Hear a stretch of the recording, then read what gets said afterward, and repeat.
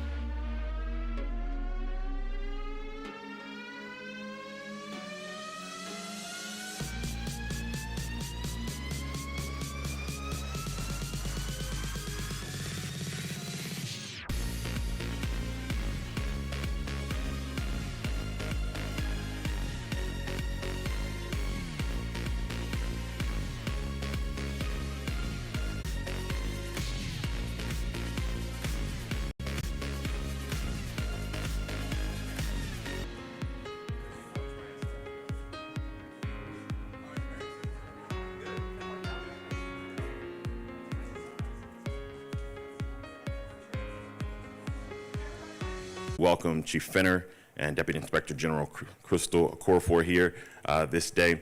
And we just thank God for this opportunity to be a part of something that is prayerfully of benefit to the city of Houston and to reduce some of the gun violence that we're experiencing in our streets these days. So with that, I'll turn this over to Commissioner Ellis, and we look forward to his remarks. Thank you all for being here. Mayor Turner will not be here. I got a text from him. I know this. He and I wanted to get this done before school started. Obviously, all of us were touched by what happened in Uvalde. And we were also concerned about problems that we've had here. You've seen a lot of press coverage about those young kids, I think 17 and 2 adults who were killed in Uvalde. But if you look at the statistics, by May of this year in Harris County, just as the school year was wrapping up, 19 young people had lost their lives. 19 young people, 15 of them Hispanic or African American, died because of gun violence. All of those lives mattered. A 16-year-old girl was walking in the park when she was shot to death. A 17-year-old girl was shot by a car when bullets from a nearby shooting ended his life when her vehicle was mistaken for a getaway car. There's one common thread in all of these stories. Someone had access to a gun, plentiful guns. In fact, you've seen the stats. We have more guns in America than we have people. The ratio of individuals in our country to the number of guns is the highest among that ratio of any nation on the planet, held by individuals, not guns held by law enforcement or the government. We all deserve to feel safe in our homes, neighborhoods, and public places, and we can't feel safe when guns outnumber the number of people. When guns are easier to get than it is to get child care, health care, a college education, and a decent job. We can't change all those systems overnight, and we know that. But we can take action by removing guns from the street. It has become a public health crisis to have so many guns. Gun buyback programs create an incentive for residents to turn in their firearms. I would argue that there are 2 incentives at play. One is the gift card, and the other is creating a safer community. These programs, like the one the mayor and I are launching today, are only successful as part of a broader commitment to violence prevention. Like most interventions, they do not work in a vacuum. Thankfully, the city of solutions, the county, on reducing violence in our communities. We dedicated from the county side $1.4 billion of our annual budget to justice and public safety, the largest amount ever allocated in Harris County history. But we're not just throwing money at the same on partnering with the city. An initiative that works with trusted and trained community messengers to de-escalate local conflicts, provide pathways out of gangs, and provide resources and support in terms of jobs, substance use, abuse, health, and education. Our new holistic assistance response team initiative, working with our city partners, sends trained responders to assist people struggling with issues related to mental health, substance use, or homelessness so they can receive the help that they need. This also eases the burden on law enforcement and allows them to focus on serious violent crimes, which, as the chief can tell you, they are very good at dealing with. We're connecting at-risk individuals to mental health, drug treatment, social, educational, economic, and employment services, removing neighborhood blight and investing in communities that have been neglected for decades. We're addressing the backlog in the courts, helping more people re-enter and reintegrate into society through housing programs, and working not just to help domestic violence victims, but to prevent domestic violence from happening in the first place. This is an all-out offensive on the part of the mayor, the chief, the sheriff, the county players. All of us are involved in it. But it requires the voice and conviction of our community. We need your help to spread the word about this initiative that we're talking about today. Other cities have removed hundreds of unwarranted firearms, eliminating the chance of weapons cycling through illegal networks or being discovered by curious children or teenagers at someone's home. So what are we going to do? For every non-functioning gun, you receive $50. For every rifle, a shotgun, $100. For every handgun, $150. For an assault rifle, $200. But the feeling that you've done something, that you've taken action to protect the community we call home, and to help our children who live, is really priceless. So people who bring these guns in, I don't think are really bringing them in to get the money. It's because it's a chance for everyday citizens to play a role in reducing crime. In 2016, the city of Los Angeles hosted a gun buyback program, and they ran out of gift cards. But they still collected over 800 firearms. People continued to turn in weapons because the incentive to them was much greater than the dollar amount of the gift card. They wanted to make a difference. Our buyback program, in coordination with the city, will take place on Saturday, July 30th at this historic church at 8 a.m. until noon at the historic Willa Avenue Baptist Church. Anyone can turn in a gun, no questions asked. The key is to get those weapons off the street. This event will be safe. All firearms must be unloaded and in the trunk of your vehicle. You don't even need to get out of your car to turn it in. And we have seen time and time again, we can pass every great policy imaginable, but we have to get weapons off the street, out of the hands of people who should not have them, in order to keep our community safe. We want to ask everybody to do their part. I want to thank Pastor Johnson and say happy birthday to the presiding pastor of this church, and I'm glad he did not come today. He took off.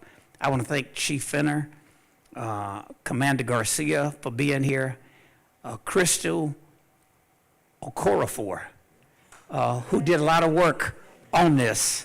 And of course, Larry Payne, I know Chief is going to say something about him as well. I want to thank my team as well, my staff, working with the mayor's office. Mayor Benton, I want to thank you, by the way, for pulling this together on short notice, and Derek, who's always out there in the hall with you. But look, to make this work, we really need our community partners to help. This is the order. You're going to hear from Chief Fenner, who's from Sunnyside, who will do the Spanish interpretation. And then we'll hear from Yoruba Harris from Congresswoman Sheila Jackson Lee's office. I saw somebody looking at their watch. Yoruba, I want to say, don't read it all. I spoke with the Congresswoman late last night. We've been exchanging calls this morning. She and her, when our congressional people can be here, but we appreciate them and we love them. But we're going to shorten the statement because I saw somebody looking at their watch. Chief Fenner. Thank you, Commissioner, and I'm honored to be here today. But let me give some special thanks and a happy birthday to Pastor Cosby and Will Avenue Baptist Church. What a beautiful facility. And y'all got to watch it. When y'all invite us over here and it's so nice, you know, we might just do all our press conferences over here. So the Commissioner covered just about everything. But I do want to acknowledge Larry Payne. Thank you for what you do in the community, what you have done, and what you continue to do. And thank you for being here today. That's the chair of the mayor's task force on police reform. And you've been an advocate, somebody who loves this city. And I do appreciate what you do. Also want to thank my mayor in his absence. I spoke to him this morning, and I know y'all hadn't seen him, but the Mac is back, okay? I talked to him this morning, so just, he's coming, all right? So, Commissioner, again, thank you. It takes all of us, our community, our county, our federal partners. I want to give a special thanks to Congresswoman Sheila Jackson Lee for her support. But the mayor, I want to thank him for his vision with One Safe Houston and the success we've had. We're still in the fight for crime, and make no bones about it. We're still fighting crime in this city, but because of One Safe Houston and the collaboration we have and the support from the citizens, we've been seeing our numbers on violent crime go down. The murder rates are pretty much flat from a year to date, so we want to continue to do that. But As the commissioner said, Saturday, July the 30th, from 8 a.m. to noon, we will do a gun buyback program here. And again, I want to thank them. It is totally voluntary and anonymous. People can bring it. We're going to key up a video right here to go over some more instructions on it, but just know you can bring them in. And people have different opinions on different things, but if it's solution-based, let it roll. We need the help from everywhere. If people want to bring a gun back in and for whatever reason and get some money, it helps in crime. So my Assistant Chief Martin, and also my Chief of Staff, who's going to translate here shortly. But let's key up the video, and after that, we'll get translations from Commander Garcia. Thank you.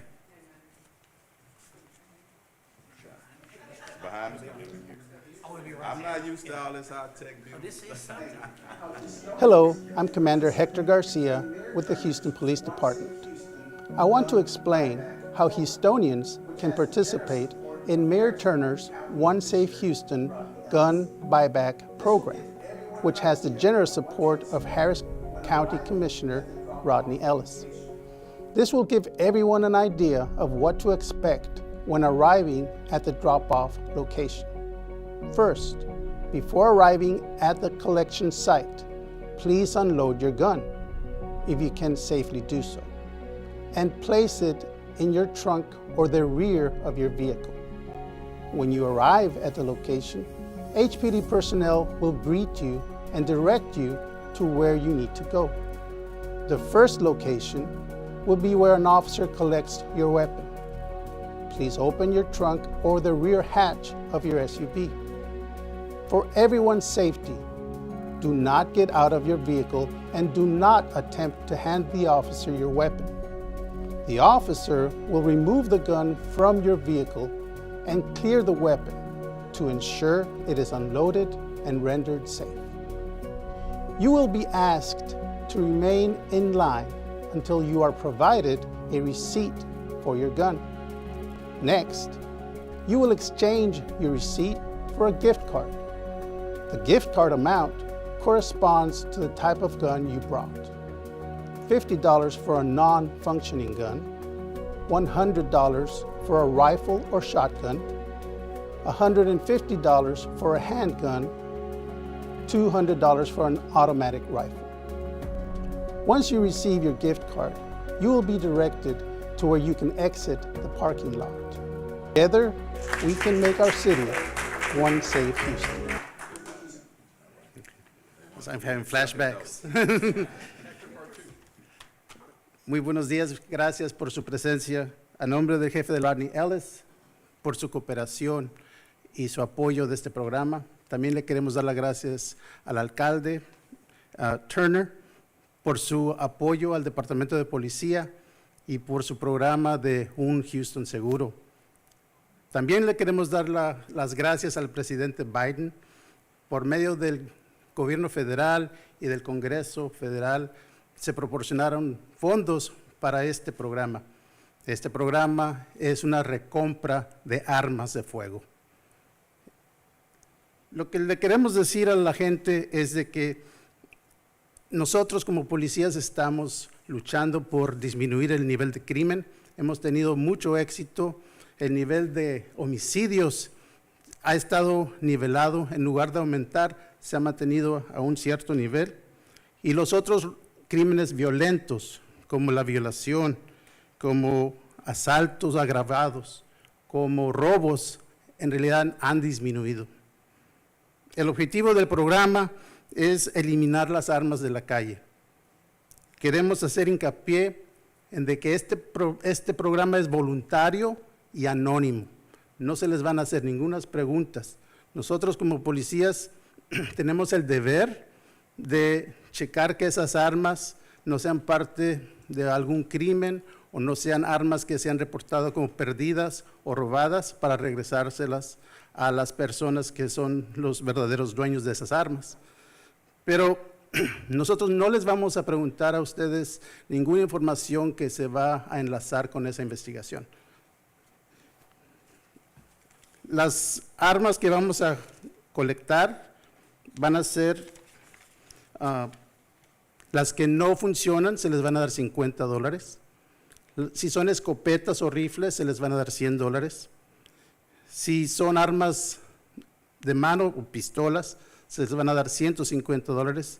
Y por un rifle automático se les van a dar $200. Este evento se va a llevar a cabo el sábado 30 de julio, de 8 de la mañana a 12 de mediodía. De nuevo le queremos dar las gracias al comisionado, al Ronnie Ellis, al alcalde Turner, al jefe de la policía y también a Sheila Jackson Lee, que ayudó mucho en este evento. Hay un par de personas que también le queremos dar las gracias, como Crystal Okorafor, y que ayudó bastante con este programa. Si hay algunas preguntas en español, con mucho gusto las hacemos después de los, va a haber una persona más que va a hablar y posteriormente podemos contestar las preguntas en español después de las preguntas en inglés. Muchas gracias. Sheila Staffer, where you come on up. And I talked to the mayor. I got a text from him saying, call me after I spoke to her. And he told me, don't give a keynote, but he wanted me to make sure you can make your comment. But I gave a keynote, so shorten it a bit. Fantastic. Thank you and good morning to everyone. I am here representing Congresswoman Sheila Jackson Lee. We are in the heart of her district, and so certainly she wanted to thank and extend her support to the City of Houston, to our wonderful mayor, Mayor Sylvester Turner, to our HPD, of course, to Commissioner Ellis, as well as to the historic Wheeler Avenue Baptist Church. So we're excited to join in this launch and I just wanted to announce the Congresswoman's support of this effort and to read a brief portion of her statement. It says that the Congresswoman, who is chair of the Judiciary Subcommittee on Crime, Terrorism, and Homeland Security, which has introduced gun safety laws for more than 2 decades, applauds the city's and the county's work to establish gun buyback. This initiative, the Congresswoman spoke with the Houston Police Department in 2021 as the statistics of gun violence continued to soar around the nation and in the city of Houston. The Congresswoman is looking forward to sponsoring several gun buybacks in the coming months, which will be funded with federal monies from the pandemic as well as future appropriations. I'm going to just conclude by saying that gun buybacks have been very successful in other cities, particularly in Syracuse, New York, Colorado, and Tampa, Florida. Gun buyback programs have been linked to reduced gun-related suicides and a reduction of gun-related crimes. These programs are also great public education to remind gun owners and of their responsibility, as well as to maintain control over the firearms, to report any loss or theft immediately to the law enforcement. So again, on behalf of Congresswoman Sheila Jackson Lee, she is excited to announce her sponsorship of this program and to thank the City of Houston, Harris County, our Mayor, Mayor Sylvester Turner, our Commissioner, and to our Houston Police Department. Thank you. Good job. So we'll take your question. Somebody did ask on funding. We have purchased a little under $100,000 worth of gift cards. We'll be prepared to spend what it takes. Someone asked, what would you consider success? If we get one gun that could have been used to kill someone, it's a success. I was asking the chief, have we done it before? They've been around for a while. From my staff's research, the first one we could find in America was Philadelphia, like 1968. We've been able, our staff, to do some cutting and pasting. City of Houston, chief told me, did them around about 2000. I know Beaumont, Texas did one right before the pandemic, and I was talking to Bishop Dixon, by the way, and wondering if we could get some private foundation money to do it. So we're paying for this one with local funds. If we can get reimbursed, we'll do it. I know in part of the mayor's program, there's a dollar amount earmarked for a lot of strategies, including this. And on the county side, we'll do it. But we will spend what it takes, so we want people to come out. Questions? Yes?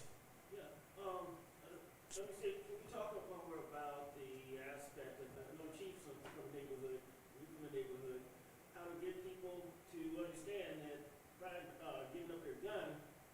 is not giving up on their security, because a lot of people in the community, especially young kids, feel that, you know, that they need protection because you don't know what the other guy's gonna do.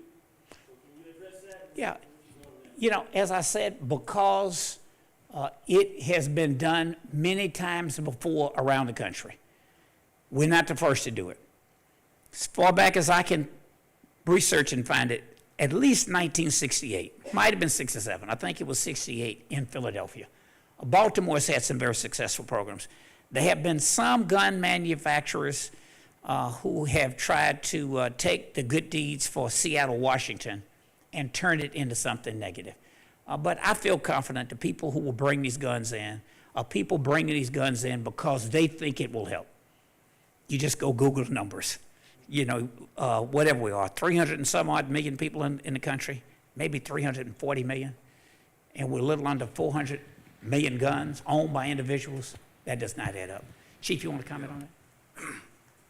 Thank you for that question, and the commissioner always want to adopt me. I'm actually from Fifth Ward, raised in Hiram Clark, but it's all right if he adopts me.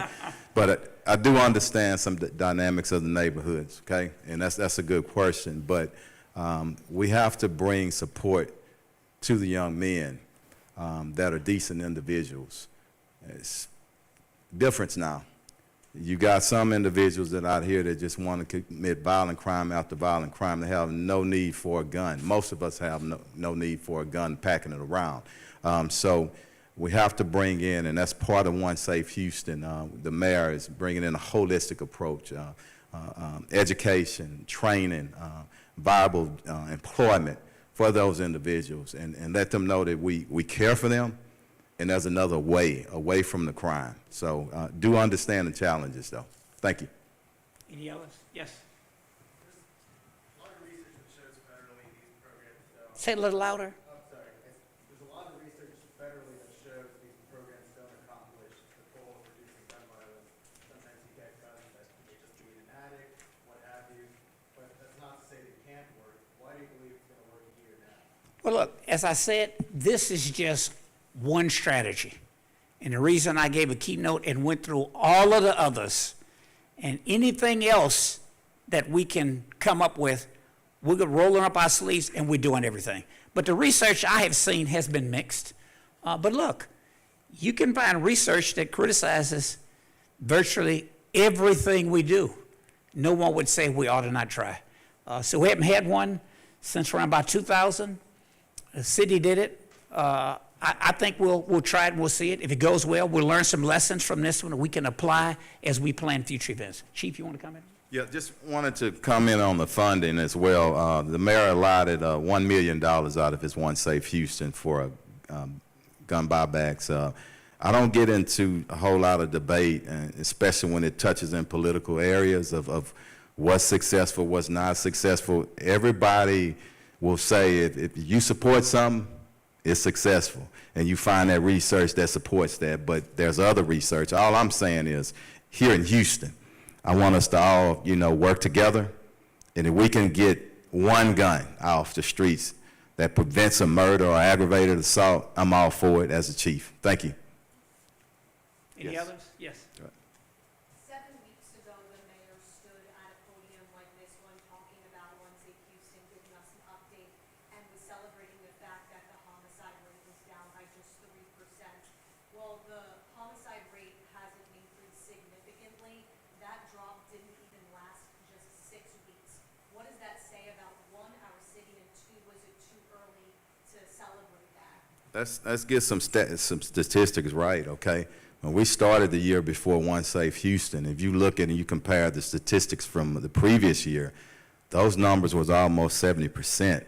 Since we started One Safe Houston, it's been a steadily decline. Now the numbers are flat right now, but we're in the middle of summer, and I want those numbers to go down even more. But our officers are working pretty hard out there, and we'll continue to do what we have to. But I do not celebrate it, but I do want to give credit to the men and women on the front line, and most importantly, our citizens, because homicide, it's not an issue that police deal with by themselves.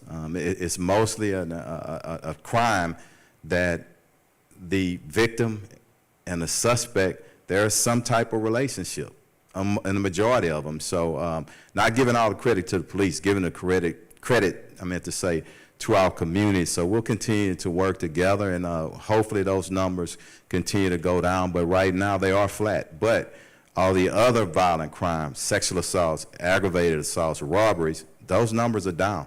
So. Look, I just add, you know, it's never one press conference, one program that ends it all.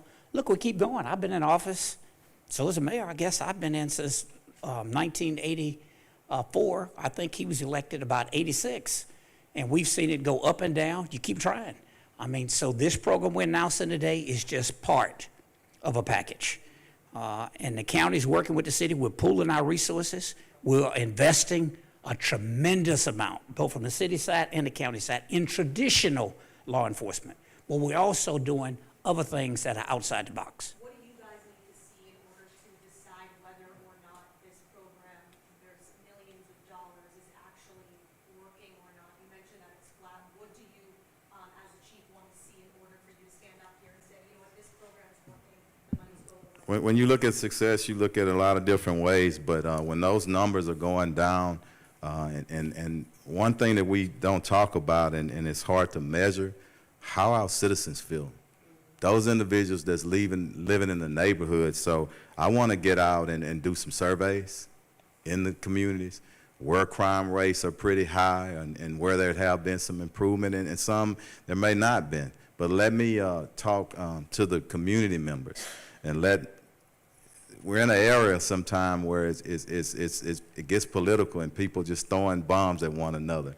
But those stakeholders, and number one, our citizens that we serve, you know, how are they feeling? And we're in a crime fight, just like any other major city, and it's been going on since COVID. And I don't have the crystal ball right now. I'm telling you, criminologists are going to be studying this era for many years, and we may have some answers. But right now, let's let those crime rates continue to go down. Let's continue to work with our citizens, and let's have the perception, and most of them in their mind, hey, it's a safer city. So hope that answers it. Thank you. Chief, Yeah. question brought to me to ask to you. What are your thoughts on citizens using guns in self-defense, like a victim did in this past weekend during an ATM robbery? Look, everybody has a right to defend themselves, but I'm not going to stand up here and chief and say, hey, working together and communicating, being observant and vigilant for yourself as well as your neighbors. You know, because as you know, sometimes when you have a weapon, it don't work out for you. You might be an innocent citizen or victim, and you pull that weapon, and that suspect already has a hand up on you, you know. So it could go either way, but the biggest thing is let's continue to communicate. Let's continue to watch out for one another. Okay? Is that one more? Is that for the commissioner? It's for the chief. But Commissioner, you mentioned 19 kids have died through May teens. That number has gone up, at least in the county. Chief, what's driving it? Why are teenagers adding so much? They're not immune to what's going on. Those numbers are up, you know, for other age categories, but I will tell you this, and we need the support of citizens. We need funding. You got to do something with kids, okay? We're really intentional, and that was a part of One Safe Houston, the youth programs that we're really bringing back and getting the youth, help them out. Let's have programs where we work, where we're having, you know, programs where they can get meaningful, respectful employment. That's what pulls them away, a better educational system. So it's not just a police problem. Everybody here knows it's a mental health, it's a social problem. So we all just got to pull in there together, and that's what we've been trying to say. And if you look at the funding, nobody can complain about, you know what, all this overtime money going to the police. The mayor and the leaders of our city made sure that wasn't the case. So we'll see. Look, I would just add to that, this focuses on having too many guns. We can report about all of the other issues that have an impact on crime. But for some reason, there's a reluctance to talk about whether or not it's a problem to have more guns than you have people. Now, I don't know about you, but when I leave here, if somebody pulls out in front of me, I'm not going to blow my horn. I'm going to wave and say, I'll get out of the way. Everybody doesn't think that way. It's a problem when there are so many guns, particularly guns that are weapons of mass destruction. So we're going to keep investing in those traditional things, but we're also trying additional things. And a gun buyback program is just a part of it. Let's take maybe, Mary, one or two more. One more. You got it.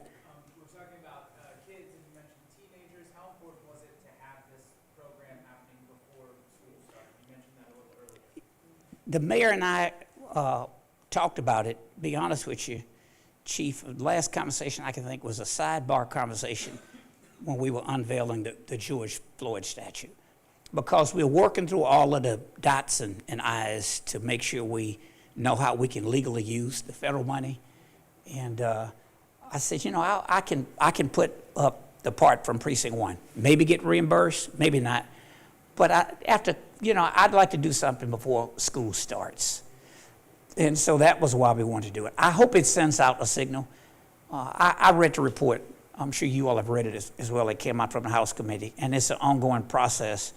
But I want to give the indication that we're doing something before our kids go back to school. My kids are in college now, but we want to send a signal. And it's a way that the community can participate. I hope that if we run out of gift cards, people in Harris County, in Houston would do what people in LA County and Los Angeles City did. They stayed in line, which indicated they too sense having more guns than people is a problem. Chief, you want to add that? Yeah. We got a 1 million, so I'm sure it's a way, and we got a few more days. Those individuals in line that, we run out of gift cards, we'll take a rain check. We'll get that money to them, okay, some kind of way. And the county will at least let's match bring the it. guns in. Yeah. We'll Thank at least y'all. match that million. All right. Thank y'all. Thank you. Hey, thank you all. Work on my Spanish, huh?